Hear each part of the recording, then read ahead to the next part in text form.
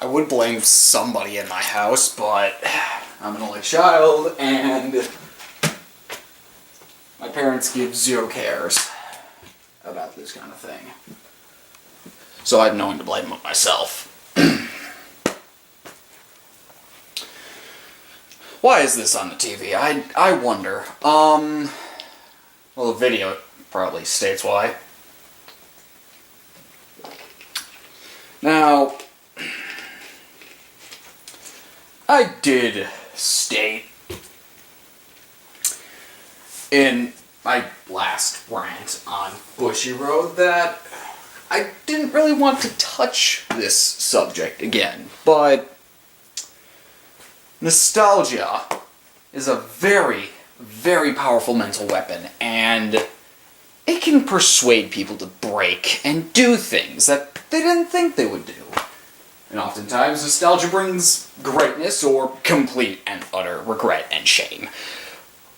What is this gonna do exactly? Well, that's a valid question that I don't have the answer to. So, we're just gonna do something that I was originally gonna do, but then, in a blind move of hatred and rage, decided to not. To explain this, I am going through... This is at a different time, but I'm going through my list of best worst reverses, and I dropped something. Great job. Solomon, you do a great job with gravity.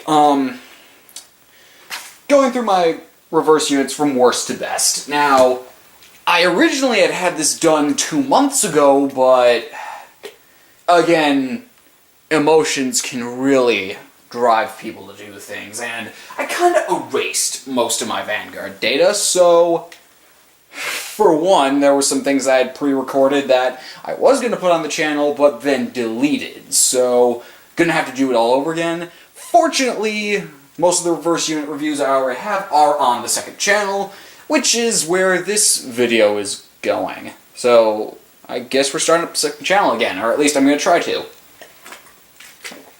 At the very least, we're going to be a completionist and do this. So, don't you guys just love my long intros? So, I discussed those reverse units so long ago, and my opinion really hasn't changed because they haven't changed.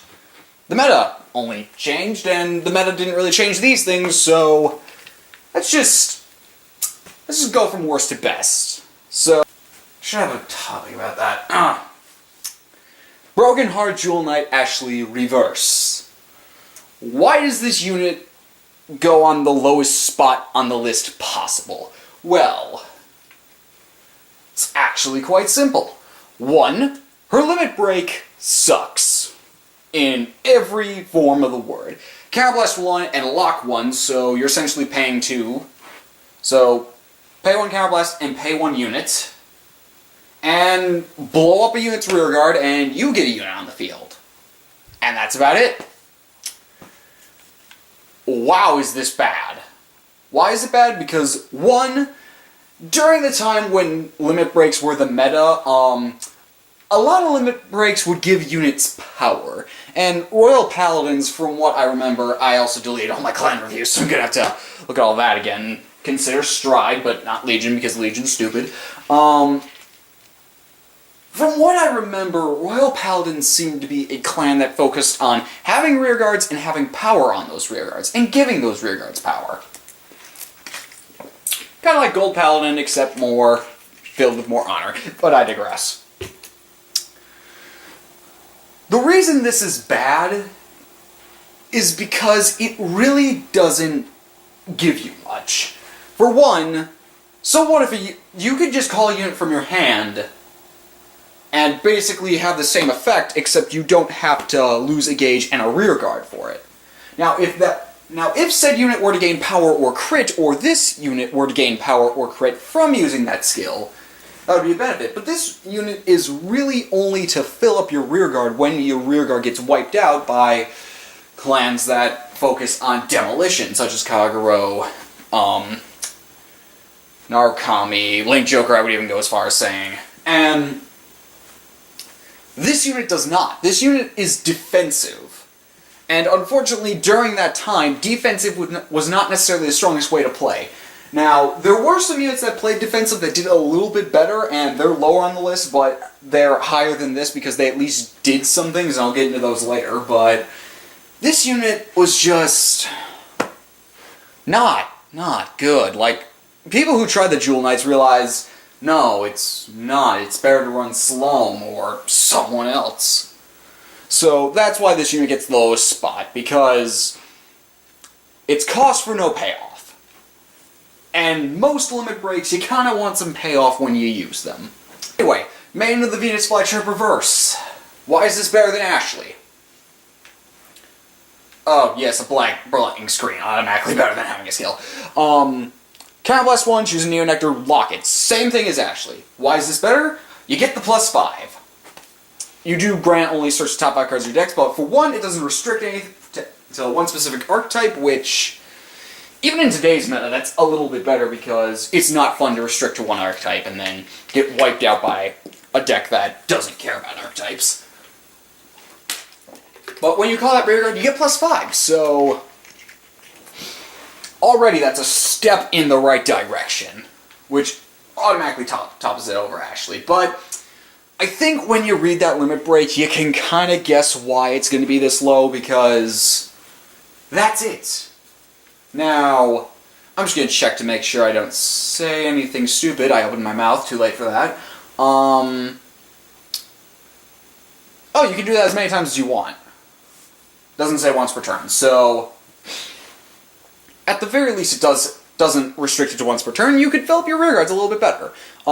This whole Counterblast get +2 thing, that's stupid. You should just made a new unit and made this the cross right. You really should have. I mean, you made a promo that is her unreversed, so I guess Bushiroad just didn't think ahead that time, which it's Bushiroad, they never think ahead. I'm going to try to not rip on Bushiroad, though. I mean, they're trying to make money.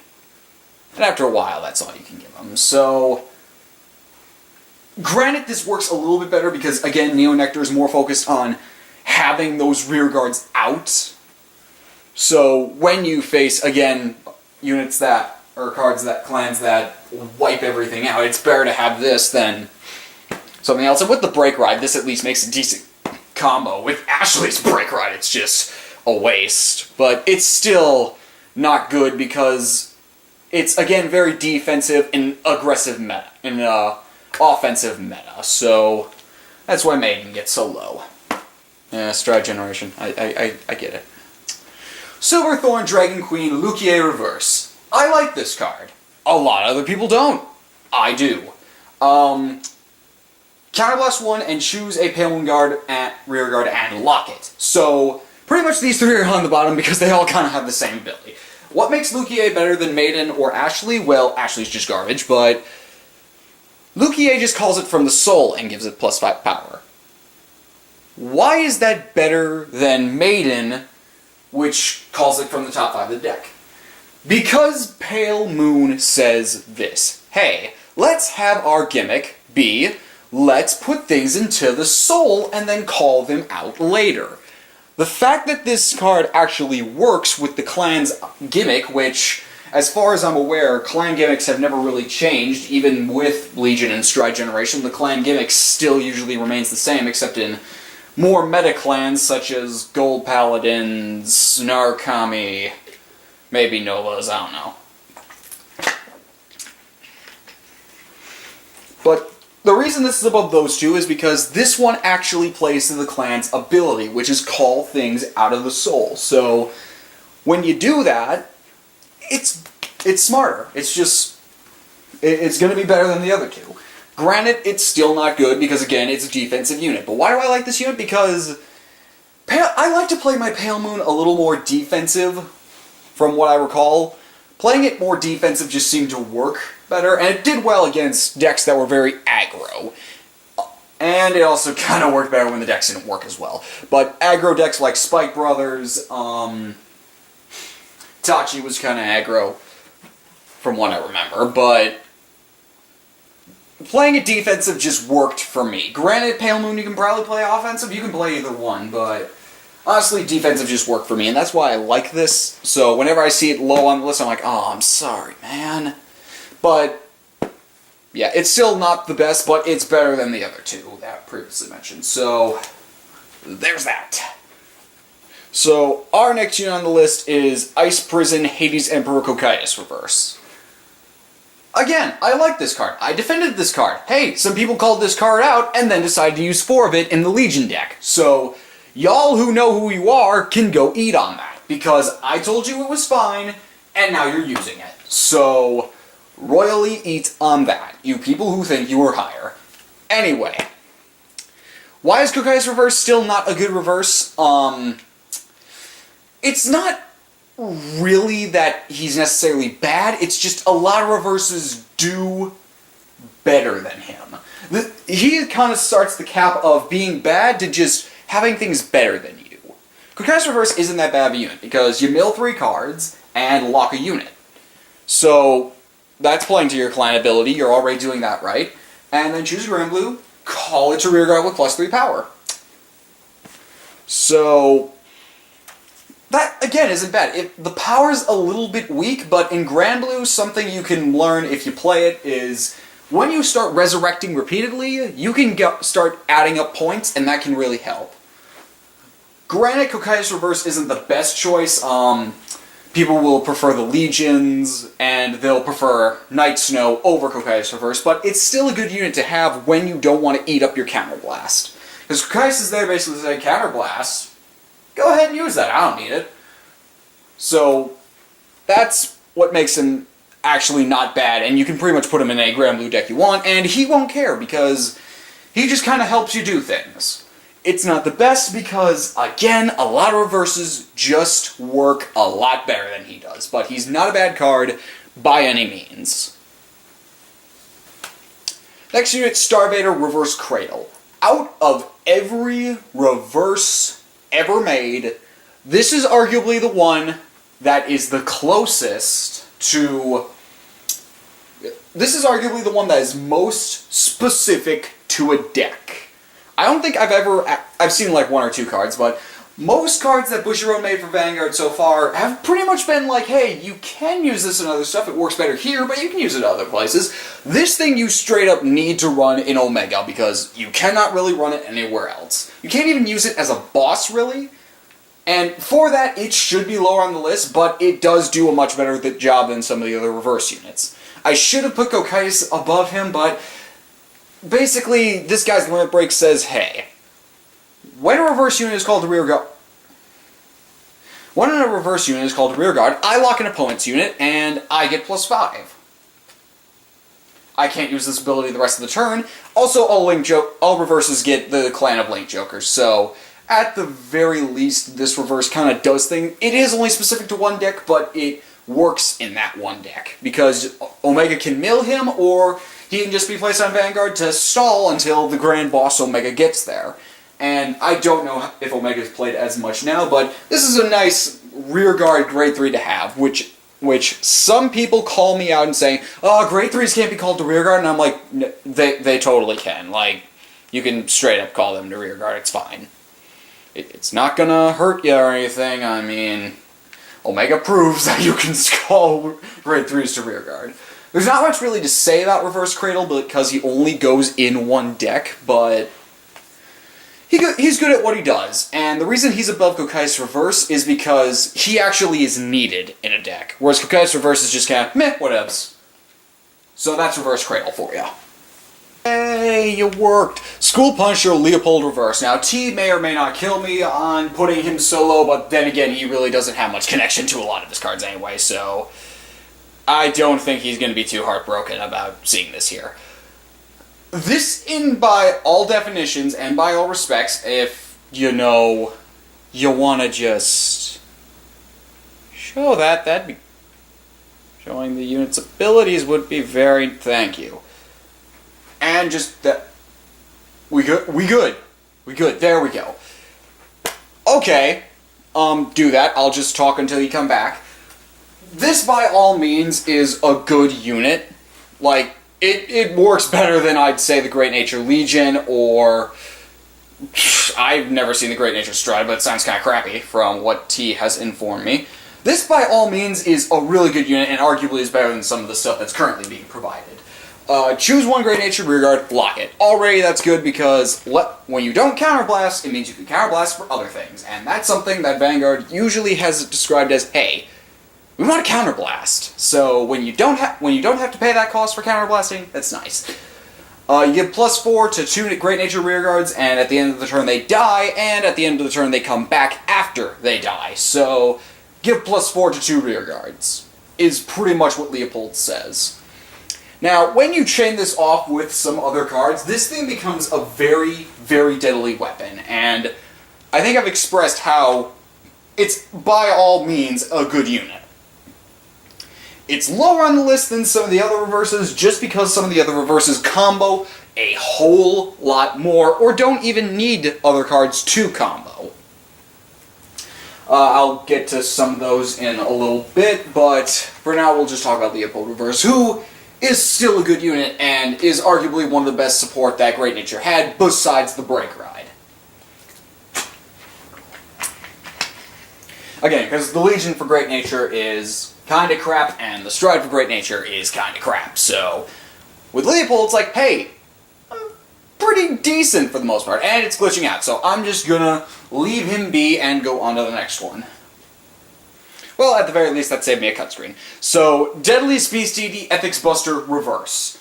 This is above Leopold in pretty much every way, just because when you Break Ride, you straight up have a combo that is going to murder your opponents. The Infinite Held combo is well worth the Counterblast 2 and locking 2 Nova Grappler Rearguards and discarding 2 Beasties from the hand.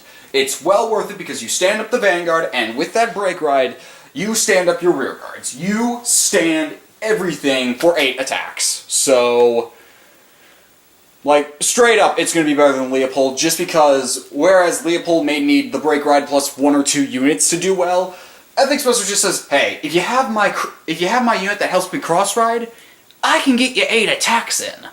Which, 8 attacks in the game, I don't care what meta it is, 8 attacks is going to work. That's why Aquaforce banks on that idea of multiple attacks. It's going to work. Again, it does rely on combos, and it does rely on other units, so that's why it, again, isn't the best unit, but it definitely deserves the spot it's at, just because it trumps a lot of the other weaker reverse units.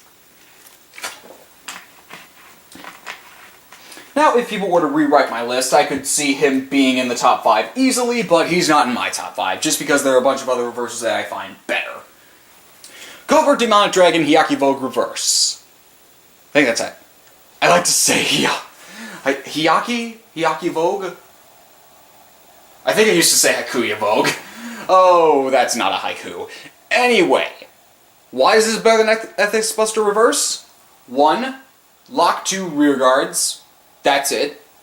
And choose up to 3 copies of Hyaki Vogue Reverse and give it +10. So, it also has the Counterblast 2 ability of search a copy of Hyaki Vogue Reverse and call it to Rearguard, and then put it into your hand. So, with the Break Ride as well, you can pretty much get all 3 on the field. It's not that hard to get 3 on the field. For me it was, but it's not that hard for other Murakumo players who actually do better with the deck. This thing is really, really deserving of its number 8 spot. In any list, he should be at number 8, 7, or 9, because the fact that I can pretty much give +10 to my front row on an 11k base is already a sign of something good, because even with Vanguards nowadays, most things are still 11k, and giving +10 to something is still a valid strategy. Like, granted, break rides were the only thing I've worked around that, but Stride now kind of does that, except I get +11, and the power's already higher, so the game is still a power game, it's just faster, I think, from what I can tell from Stride. And Legion, it still required like a 20-something, so, and some units such as Die Police especially banked on power, but the Legion was still a 20 thing, so having power is something that really hasn't changed. So giving +10 to the front row for just locking 2 rearguards, I can just do this repeatedly, and as long as I have those units on the field, I can straight up keep decking my opponent until they run out of guard and just have to take it. There are cards that are better and more suited, and this is probably the last one that requires a break ride, I think. But this is the last one that really needs to bank on other cards, and it does combo really well, and I think it combos way better than Leopold or Ethics Buster does. Granted, Ethics Buster 8 attack is something deadly. I prefer this because I can use this infinitely in a hypothetical situation where Gauge doesn't determine death. I'm still going to be able to use trying to rephrase that.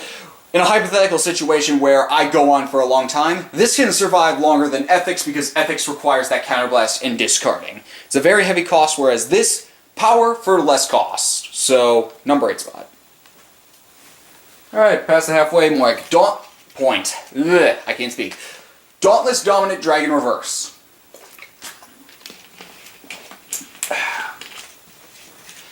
Why is this better than Hyaki or Ethics? Actually, kind of makes sense. Counterblast 1 and block a Kagero unit. And it gets the ability of, when I drive check a grade 1 or greater, blow up a grade 1 or less on my opponent's field, and I get +3. Why is this better than Hyaki? Because I can break through shields. And unless you have a P-Guard, this is going to be a viable strategy. Because if you can power up Dauntless enough, especially with normal Dauntless where it's 2 attacks, 1, Dauntless is going to have that power from not only his break ride, but from the first time, and he's going to keep racking up power. And he's going to keep racking up so that you need to guard with more and more and more. Is it the best strategy, and does Hyaki have a slighter edge? Yes, but I still like the idea of being able to break through shields. Because when it comes to defense, guarding is really the only thing that a lot of people know how to do in this game. So when I can break through that guard, it really becomes much more difficult for my opponent to be able to counter it.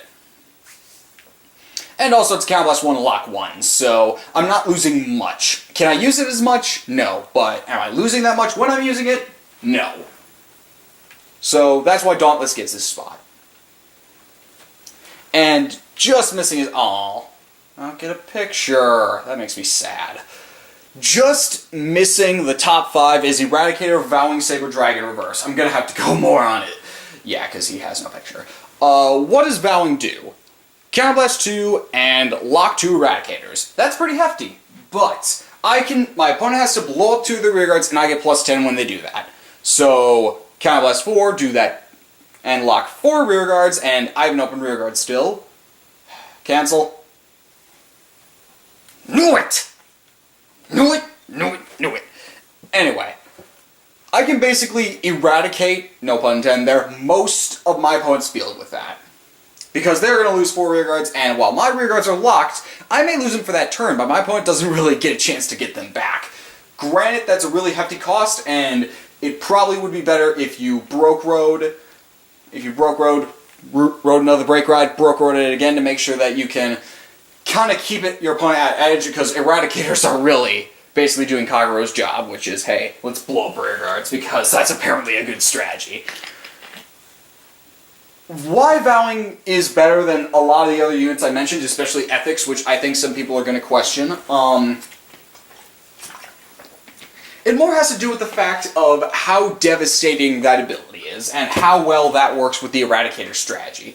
Granted, people will say, oh, but Ethics works well with the Beast Deity strategy. Yeah, but people can also use Strongest Beast Deity Ethics Buster Extreme, which can easily be better than Ethics Buster Reverse in a lot of situations. This, however, is arguably one of the better ways to fight with Eradicators, especially considering now we have those anti-breaks, which pretty much means any limit break can now be used at 3 or less, so there's that to think about. Doesn't make the top 5 just because, again, that's a very costly effect, but honestly, it's worth the cost. To me, at least. To some others it might be, and that's why it doesn't get in the top 5. So, Vowing. Clean up Celestial Romeo Reverse. Why does this thing get the number 5 spot? Well, that's because it's got one of the best effects out of a lot of reverses with little to no cost. Lock 2 Celestial units, so run this in a pure Celestial deck, you're fine.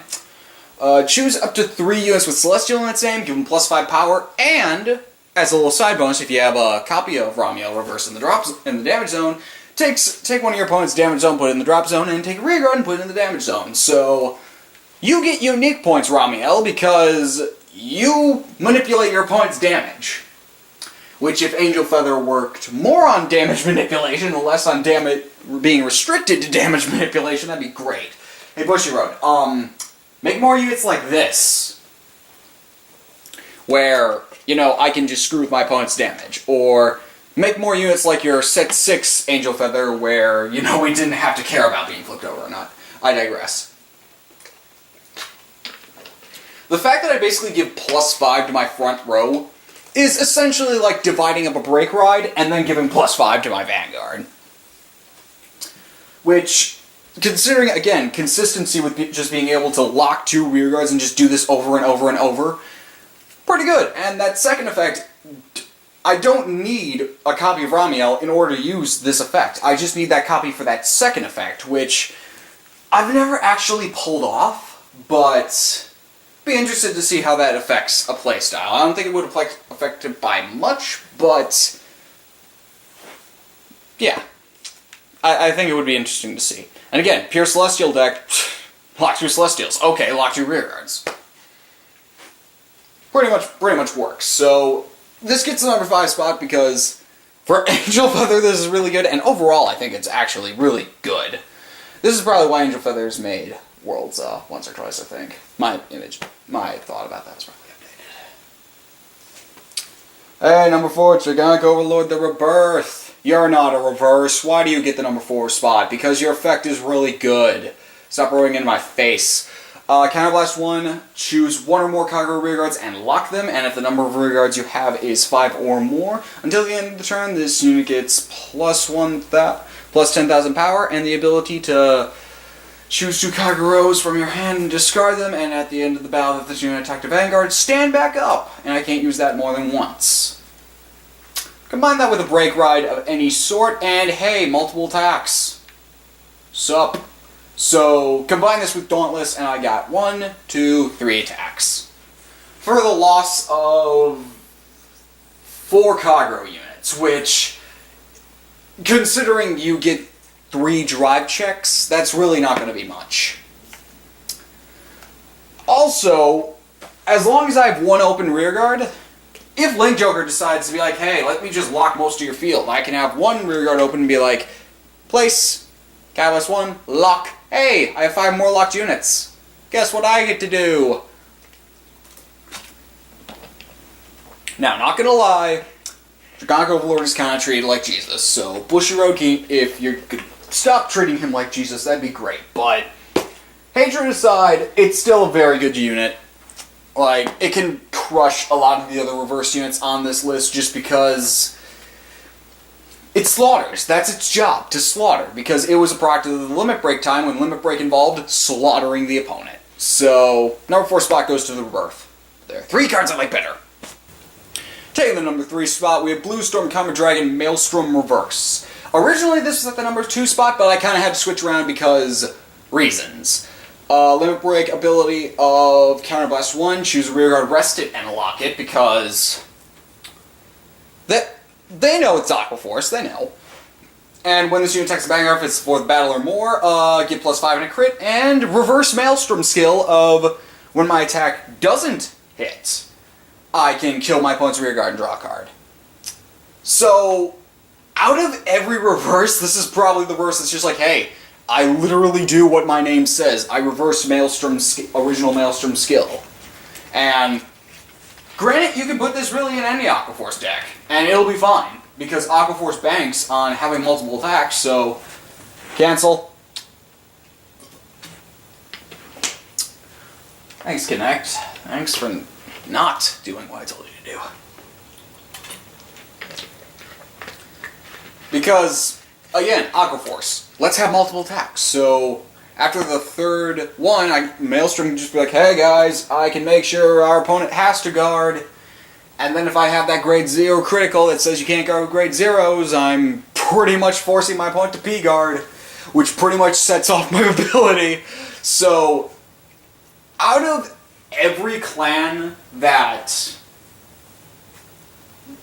out of all the clans in Vanguard, when it comes to Legion and Stride support, I think Aquaforce has adapted the best with their limit breaks because, again, they're very versatile units. Glory Maelstrom, still used. Normal Maelstrom, still used. All of the good boss cards, except for pathetic Aquaforce Legion, all the good limit break cards that Aquaforce received, so the 3 Maelstroms, have managed to arise out of the ashes of Season 2 and Season 3 meta, and gotten into Stride meta, and still become viable units. So, I like Melstrom Reverse for that.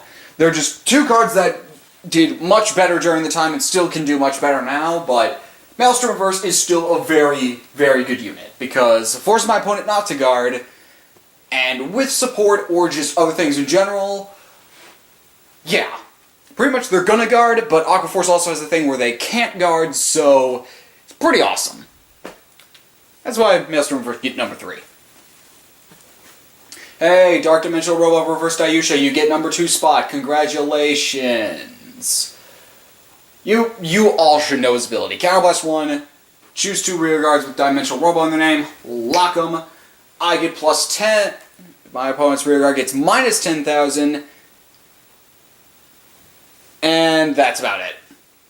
Hey, combo this with the Break Ride. Guess what? You have one of the most devastating combos Die Police or any Vanguard deck has ever conceived.